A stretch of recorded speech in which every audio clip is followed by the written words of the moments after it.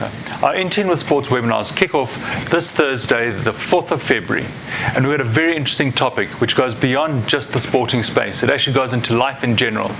Now, what we're actually talking about in this webinar is we're talking about how to get kids from different backgrounds, different upbringings, how do you come and get them into one team, one place, one club, and get them to play and get equal opportunities in that club. And how do you get the most of these kids? So, for example, we've got a kid that comes from a more affluent background and a kid that comes from a less affluent background. Let's say the kid from the less affluent background comes from an area where he has to travel long distances to get to school. He's got a sporting bursary, but he has to achieve academically and get a very high marks academically. He has to focus on certain things, and for him to not perform has got a huge impact on his life. And then we've got a kid that actually can afford to go to the school, can fit into the school well, can pay his own way, his parents can pay, and he lives, let's say, opposite the school or close enough to the school and gets dropped off at the school. So it takes him 10 minutes, 20 minutes to get to school. He's got different focus points. He's having fun, he's enjoying his sport.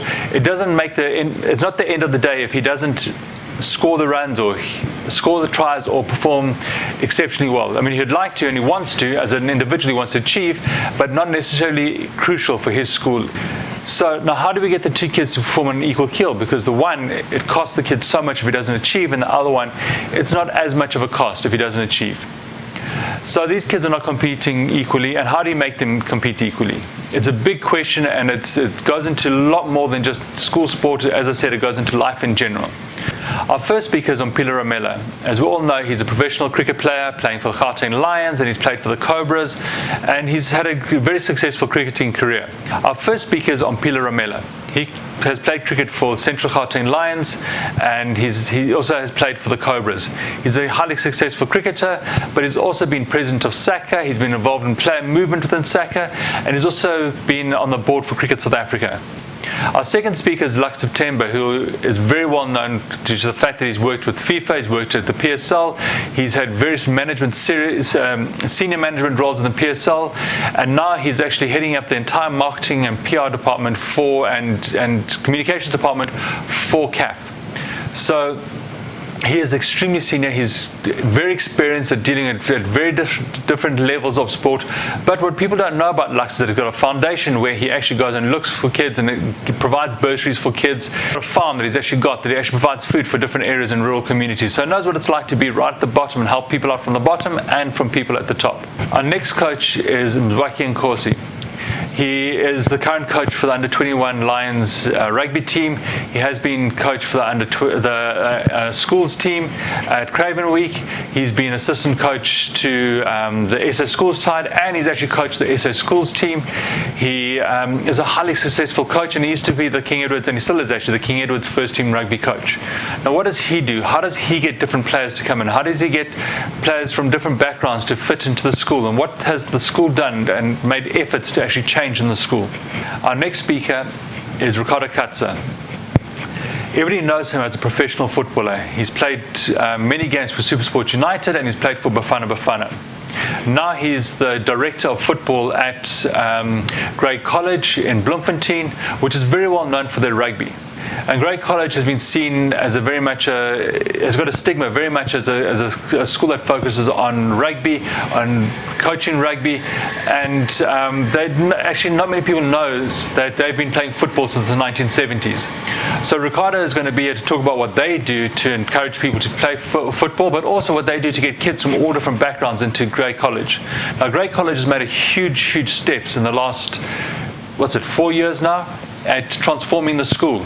And so much so that first rugby team at Grey College last year, if they had have played, their captain would have been their first ever black rugby captain of Grey College. And he's a phenomenal player, and who knows, he would have most probably made SA Schools. I mean, trusting him, coming from Grey College, he would definitely have made SA Schools. Now, what has Grey College done, and what does he do to make sure that all different kids from different backgrounds fit in at Grey College? Then our final speaker is Coach Sia Sabia. Now, I'm bringing him up last, but he's the actual person that started this conversation going. In the 5th of December, he spoke in his seminar talking about sport, talking about cricket. He actually spoke about this topic, and he brought it up. And we said, this is too big a topic to actually talk about in a 5-minute gap. We actually need to talk about it in a full seminar. So he actually decided this entire conversation.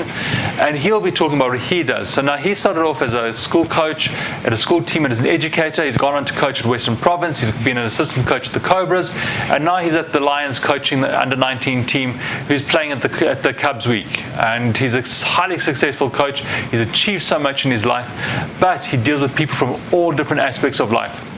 He's actually gone off to your poorer areas around Cape Town, to your squatter camps, found top-class players, brought them through and got them to play for Western Province and got them to go to actually affluent schools. And what are the benefits of them going to the affluent schools?